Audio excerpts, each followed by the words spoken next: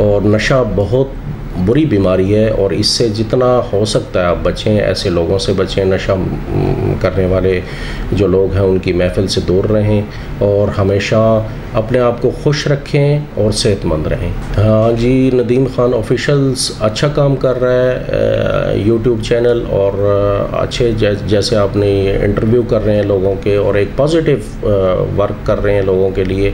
हमारी दुआ है कि अल्लाह ताला आपके चैनल को और तरक्की दे और मज़ीद आप लोग अच्छी अच्छी जगह जाकर इंटरव्यू करें और आगाही पैदा करें लोगों में, जिस तरह कि आप कोरोना के बारे में भी आगाही पैदा कर रहे हैं। तो हमारी दुआ है कि आप और ऊपर जाएं।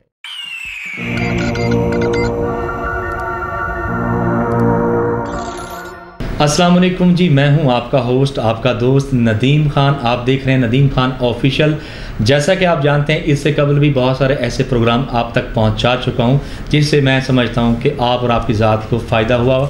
बहुत सारे लोगों को आपने हमारे चैनल पर देखा और आप उनके बारे में जान पाए। एक ऐसी शख्सियत एक ऐसे इदारे में मौजूद हैं जहाँ पर इंसानों के हवाले से, उनकी नफ्सियात के हवाले से और नशे में मुब्तला जो लोग हैं उनका इलाज बड़े ही अच्छे और एहसन अंदाज से किया जाता है और क्वालिफाइड डॉक्टर्स की ज़ेर निगरानी प्रॉपर तरीके से किया जाता है। तो आज जिस शख्सियत के पास हम मौजूद हैं, CEO दी लाइफ केयर हॉस्पिटल मुल्तान, जनाब राव बाकर अली साहब, आइए आपकी उन मुलाकात करवाते हैं और उनसे जानते हैं कि वो किस तरीके से नशे में मुब्तला और नफ्सियात में घिरे हुए लोगों का इलाज करते हैं। अस्सलाम वालेकुम जी। वालेकुम अस्सलाम नदीम ख़ान साहब, आपका बहुत शुक्रिया। Nadeem Khan official YouTube channel, मैं अक्सर आपके चैनल पे देखता रहता हूँ, मुख्तलिफ़ जगह पे जाके आप लोगों के इंटरव्यू करते हैं और आज मुझे भी आपने मौका दिया, आपका बहुत बहुत शुक्रिया जी। बहुत शुक्रिया आपका कि आपने मेरे चैनल को लाइक भी किया, सब्सक्राइब किया और पसंद किया। बेसिकली मेरा मकसद अपने अवाम की खिदमत करना है और इंशाल्लाह इसमें मैं जारी और सारी रहूँगा।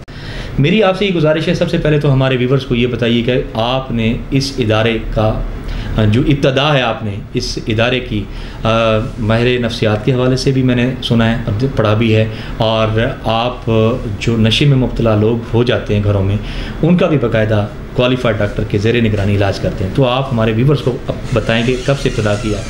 जी जी, बिल्कुल ऐसे ही है कि हमारा ये हॉस्पिटल जनवरी 2017 से इसका स्टार्ट हुआ और जनवरी 2017 से हमने इसका आगाज़ किया है और अब तक तकरीबन 5 साल होने को हैं। माशाल्लाह से हमारी बहुत अच्छी हॉस्पिटल की जो है वो कारकर्दगी है और काफ़ी कई हज़ार लोगों का हम इलाज कर चुके हैं। मंशात के मरीज़ होते हैं, नफ्सियात के मरीज़ होते हैं, जो लोग नशा करते हैं वो भी नफ्सियाती अमराज़ में घिर जाते हैं, तो उनका यहाँ पे एक प्रॉपर इलाज होता है।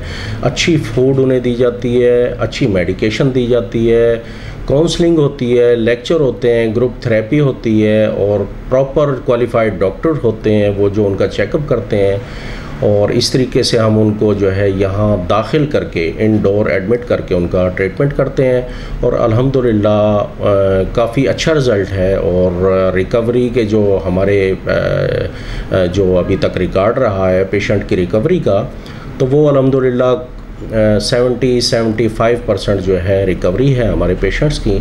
और फिर हम उनकी फैमिली की भी काउंसलिंग करते हैं और उन्हें बताते हैं और पेशेंट को भी मोटिवेट करते हैं कि यहाँ से आप इलाज करवा के जा रहे हैं तो आपने काम करना है, मसरूफ़ रहना है, यहाँ से ठीक होने के बाद अपनी फैमिली से कोऑपरेट करना है और इस दलदल से निकलना है, क्योंकि मंशात जो है, मंशात एक बीमारी है और इसका इलाज बहुत ज़रूरी है। और ये इलाज का जो फ़ैसला होता है ये मरीज़ की फ़ैमिली ने करना होता है, क्योंकि पेशेंट जो होता है, वो नशे का मरीज़ जो होता है वो नशे के ज़ेर असर होता है, वो इसका फ़ैसला नहीं ले सकता। इसलिए इसके इलाज का फ़ैसला ये टोटली जो है वो फैमिली को लेना होता है। और इसका मंशात का इलाज जो है वो आउटडोर बेसिस पे नहीं हो सकता, पॉसिबल नहीं है, क्योंकि बाहर ये आज़ाद होते हैं, बाहर इनके पास पैसा, मोबाइल, हर चीज़ की के जो है ना पास पहुंच होती है इनकी, इसलिए वो अपने आप को पे काबू नहीं पा सकते और वो थोड़ी सी भी उनको त्रोड़ या तकलीफ़ या विड्रॉल होता है तो फिर वो भागते हुए नशे की तरफ जाते हैं, चाहे उन्हें जो मर्ज़ी करना पड़े, घर वालों से लड़ाई झगड़ा करके, और ये है कि कुछ लोग तो जब नहीं मिलता पैसा घर से तो फिर वो कोई चोरी चकारी में भी पड़ जाते हैं, उन्होंने अपना नशा करना होता है, क्योंकि नशे का विड्रॉल जो है वो इतना सख्त होता है, उसकी तकलीफ़ इतनी शदीद होती है कि वो कुछ भी करवाने पे मजबूर कर देता है पेशेंट को। इसलिए इसका इलाज ज़रूरी है। ना ऐसे मरीज़ को आप जेल भेज के ठीक कर सकते हैं और ना ही उसको समझाने से कोई चीज़ समझ आती है, क्योंकि नशे का मरीज़ है, उसका दिमाग माउफ है, सुन है, उसको किसी की बात समझ नहीं आती। तो इसलिए उसके लिए बहुत ज़रूरी है कि फ़ैमिली फ़ैसला ले और उसे हॉस्पिटल जो है वो दाखिल करवाए, उसका एडमिशन करवाए, ताकि यहाँ उसका प्रॉपर इलाज हो सके। राव साहब, बहुत अच्छी बातें आपने हमारे व्यूवर्स को बताई और हम और भी मज़ीद जानना चाहेंगे। जी बिल्कुल, इन्होंने ठीक कहा कि जो लोग में मुब्तला हो जाते हैं तो वो नुकसान का सबब बनते हैं, ना सिर्फ खुद अपने लिए बल्कि अपनी फैमिली के लिए भी। राव साहब, ये बताइएगा कि आपके पास कौन से ऐसे माहिरीन डॉक्टर हैं, क्वालिफाइड डॉक्टर हैं, जिनके ज़ेर निगरानी आप इनका इलाज बाकायदगी से करते हैं? जी बिल्कुल, हमारे पास साइकेट्रिस्ट हैं, डॉक्टर अरशद मुजाहिद साहब हैं, वो ज़हनी अमराज के मरीज़ों को देखते हैं। और 3 हमारे पास एमओ हैं, डॉक्टर मुनीर साहब हैं और डॉक्टर नसीम साहब हैं और डॉक्टर शाहिद साहब हैं। तो इसी तरीके से वो विज़िट करते हैं। और जो नफ्सियात के साइकेट्री के पेशेंट होते हैं उनको हमारे डॉक्टर अरशद मुजाहिद साहब देखते हैं। और हमारे पास 2 से 3 साइकोलॉजिस्ट हैं, क्लिनिकल साइकोलॉजिस्ट, जो उन्हें लेक्चर देती हैं, सेशन देती हैं। और यहाँ पे मरीज़ों को बाकायदा नमाज़ पढ़ाई जाती है 5 वक्त की, और रूहानी लेक्चर भी दिया जाता है, और अच्छा खाना 3 वक्त का होता है, मेडिकेशन अच्छी होती हैं, वो पूरा एक माहौल है यहाँ पे। तब जाके वो इस बीमारी से छुटकारा हासिल करते हैं।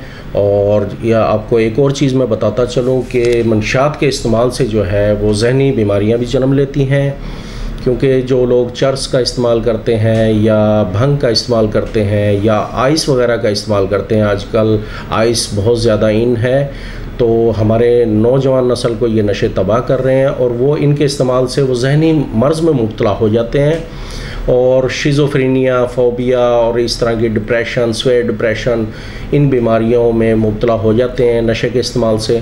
तो इसलिए नशे के साथ साथ जहनी अमराज भी जन्म लेते हैं। तो उनका मंशात के मरीज़ों का भी और नफ्सियाती मरीज़ों का भी प्रॉपर यहाँ एक वे है इलाज का, प्रॉपर तरीके से मेडिकेशन, खाना, अच्छी फूड, अच्छा माहौल, लोगों का, स्टाफ का अच्छा रवैया, क्वालिफाइड स्टाफ है हमारा, डॉक्टर्स हैं और इस तरीके से क्लिनिकल साइकोलॉजिस्ट हैं। वो सब मिल के इन लोगों को इस दलदल से निकालने की पूरी कोशिश करते हैं और अल्हम्दुलिल्लाह बहुत अच्छा रिज़ल्ट है हमारा। अच्छा, माशाअल्लाह। राव साहब, ये बताइएगा कि अब तक कितने % आप वर्क अपने बेहतरीन वर्क से मरीज़ों को मुस्तफ़ीद कर चुके हैं, उनके घरों तक भेज चुके हैं कि वो माशाल्लाह अब ठीक है? हाँ जी, यहाँ पे इलाज करवाने के बाद पेशेंट के इलाज का जो ड्यूरेशन है वो कम से कम 45 डेज़ से 90 डेज़ का है, 45 दिन से 90 दिन का। तो कम से कम जो है वो कंडीशन पे डिपेंड करता है कि 1.5 महीना 45 दिन तो लाजमी इलाज होता है। और यहाँ पे इलाज के बाद 100% पेशेंट जो है बिल्कुल फ़िट हो जाता है, ठीक हो जाता है। फिर हम उसकी फैमिली को कहते हैं कि अब इसको यहाँ से जाने के बाद आपने मसरूफ़ करना है, उसे प्यार से, मोहब्बत से किसी काम पे लगाना है, अपने किसी बंदे के साथ, ताकि उस पर वो नज़र भी रखे और उसको अपने साथ मसरूफ़ भी रखे, क्योंकि मसरूफ़ियत भी एक अल्लाह ताला की बहुत बड़ी नेमत है। मसरूफ़ इंसान रहता है तो फिर वो इधर उधर नहीं देखता ज़्यादा। जो इस तरह के नशाबाज लोग हैं उनकी महफ़िल से दूर रहे, नशा करने वाले लोगों की महफ़िल से दूर रहे वो, और ये है कि अपना काम करे, मसरूफ़ रहे, ताकि वो फ़िट रख सके अपने आप को। और अल्हम्दुलिल्लाह हज़ारों लोग यहाँ से फ़िट होके चले गए हैं और अपनी नॉर्मल ज़िंदगी गुजार रहे हैं अल्हम्दुलिल्लाह। अच्छा राव साहब, मैं एक और सवाल ज़ाती तौर पे भी अपने व्यूवर्स के लिए भी जानना चाहूँगा। माशाल्लाह से मुल्तान में, बल्कि पूरे पाकिस्तान में नफ्सियात के हवाले से इलाज किए जा रहे हैं। जी जी, मुल्तान में बहुत सारे इदारे ऐसे हैं जी जी जो कि आप ही की तरह इलाज कर रहे हैं और मोतनामर इदारे हैं।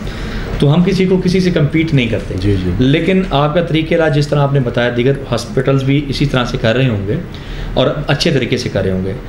आप ही का इंतखाब पेशेंट जो है वो ज़्यादा क्यों कर रहे हैं आजकल? मतलब लोगों का रुझान जो है या मरीज़ों का? जी मैं समझ गया आपकी बात। हमारा ये है कि हम पेशेंट को जो है बड़े प्यार से और उसे बड़े अच्छे माहौल में, दोस्ताना माहौल में यहाँ पे रखते हैं और उसका ट्रीटमेंट करते हैं। और पेशेंट का सबसे बड़ी बात यह है कि उसे पता नहीं चलता कि मैं अपने घर में हूँ या हॉस्पिटल में हूँ। उसको एक घरेलू माहौल देते हैं, घर जैसा माहौल मुहैया करते हैं, जिसकी वजह से वो बहुत जल्द डिप्रेशन से निकल आता है, जहनी अमराज से भी निकल आता है।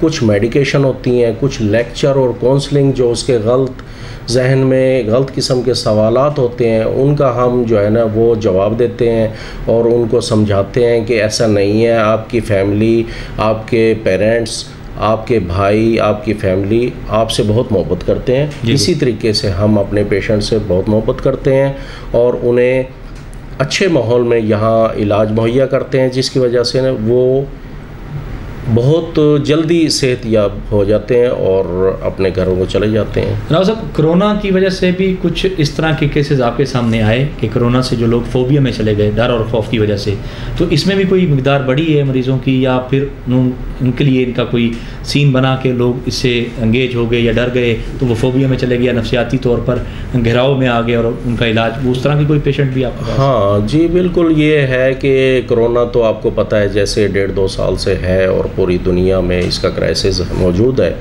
तो कुछ लोग डिप्रेशन में बहुत ज़्यादा चले जाते हैं। लेकिन ये है कि कोरोना के मर्ज़ की जो आजकल बहुत ज़्यादा है, तो लोग खौफ का शिकार हैं, फोबिया का शिकार हैं।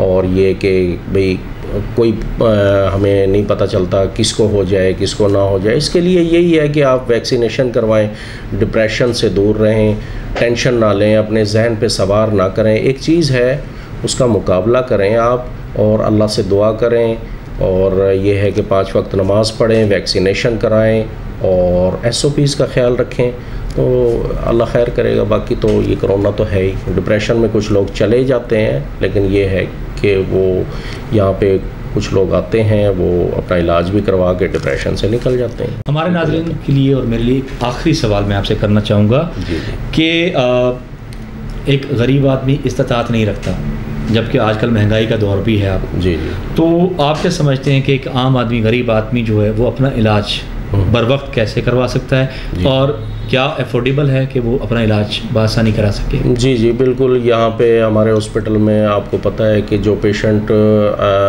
आते हैं वो हर तरह के होते हैं। कुछ पुअर पेशेंट भी होते हैं, कुछ अफोर्डेबल भी होते हैं, कुछ अफोर्ड नहीं कर सकते। जो लोग अफोर्ड नहीं कर सकते, हम अपनी मदद आपके तहत उनका बिल्कुल मामूली से चार्जेस में जो है वो करते हैं ट्रीटमेंट, और उनसे हम बहुत कम खर्चे पे, यानी कि बहुत कम फीस में उनका अच्छा ट्रीटमेंट करते हैं। और हमारा ट्रीटमेंट एक जैसा होता है सबके लिए, खाना सबका एक जैसा, मेडिकेशन सबकी जो डॉक्टर ने लिखी हैं वही मिलेंगी उसे। और अल्हम्दुलिल्लाह ये है कि हम देखते हैं कि कोई गरीब है, पुअर पेशेंट है, अफोर्ड नहीं कर सकता, तो फिर उसका 1-1.5 महीना इलाज करके फिर उसे कहते हैं कि फॉलो अप कर ले। फॉलो अप आपके लिए बेहतर रहेगा। ज़्यादा 3 महीने यहाँ पे वो एडमिशन अफोर्ड नहीं कर सकते, तो उसका फॉलो अप बेसिस पे उसको उसकी काउंसलिंग फ्री करा देते हैं, उसको मेडिकेशन में भी रिलैक्सेशन बहुत ज़्यादा दे देते हैं, जिसकी वजह से वो इस बीमारी से निकल जाता है। बस आखिर में मैं ये चाहूँगा कि हमारे व्यूअर्स के लिए कोई मैसेज कि वो नशे से और नफ्सियात से दूर रह सकें।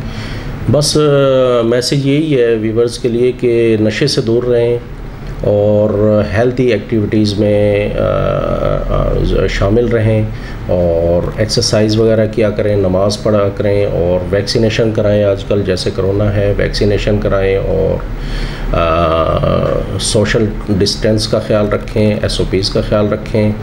और नशा बहुत बुरी बीमारी है और इससे जितना हो सकता है आप बचें, ऐसे लोगों से बचें, नशा करने वाले जो लोग हैं उनकी महफिल से दूर रहें और हमेशा अपने आप को खुश रखें और सेहतमंद रहें। यही हमारा मैसेज है दी लाइफ केयर हॉस्पिटल का। नदीम खान ऑफिशियल पर हमेशा से हमने अच्छे लोगों से आपकी मुलाकात भी कराई और आपको बहुत कुछ मालूमात से आगाह भी किया। नदीम खान ऑफिशियल के लिए कोई मैसेज आप देना चाहेंगे? हाँ जी, नदीम खान ऑफिशियल्स अच्छा काम कर रहा है यूट्यूब चैनल, और अच्छे जैसे आपने इंटरव्यू कर रहे हैं लोगों के और एक पॉजिटिव वर्क कर रहे हैं लोगों के लिए। हमारी दुआ है कि अल्लाह ताला इस आपके चैनल को और तरक्की दे और मज़ीद आप लोग अच्छी अच्छी जगह जाकर इंटरव्यू करें और आगाही पैदा करें लोगों में, जिस तरह कि आप कोरोना के बारे में भी आगाही पैदा कर रहे हैं। तो हमारी दुआ है कि आप और ऊपर जाएं। बहुत शुक्रिया जी, बहुत शुक्रिया सर आपका, आपने हमने अपना कीमती टाइम दिया। आपका बहुत शुक्रिया। व्यूअर्स, आपको बस यही आखिर में ये कहना चाहूँगा कि ज़िंदगी बहुत कीमती है और मौत से बेहतर है इलाज, और इलाज से बेहतर है कि आप बर वक्त अपना इलाज करवाएं और एहतियात बेहतर है।